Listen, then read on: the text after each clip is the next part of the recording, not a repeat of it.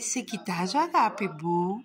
Γιώργο μου, θέλω να μου πεις, εχθές που πήγαμε στην πλατεία, τι έκανες παρέα με ένα κοριτσάκι? Και τον βούτυξε. Ποιος σε βούτυξε? Με βούτυξε. Σε βούτυξε και τι σου έκανε, αγάπη μου? Τι σου έκανε? Φυλάκι το στόμα. Εντάξει, δεν πειράζει, τα κοριτσάκια τα φυλάμε στο στόμα. Μόνο τα κοριτσάκια όμως. Με τα μαλλιά. Μπράβο, μπράβο, αγάπη μου. Έτσι θα είσαι καλό παιδό. Κάνεις με τα μαλάκια και θα τις αγκαλιάζεις τις κοπελίτσες. Μου είσαι ένα μορομάδι. Ναι, αγάπη μου. Ένα μορομάδι μου. Ναι, αγάπη. Ένα μορομάδι. Και ήτανε όμορφη η ζωή, Γιώργο. Ναι. Τι ήτανε, μελαχρινούλα?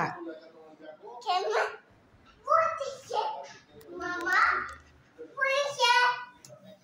Έλα εδώ, Γιώργο. Παπά, Γιώργο, έλα να σου πω λίγο. πού πας? Τι έκανε η ζωή?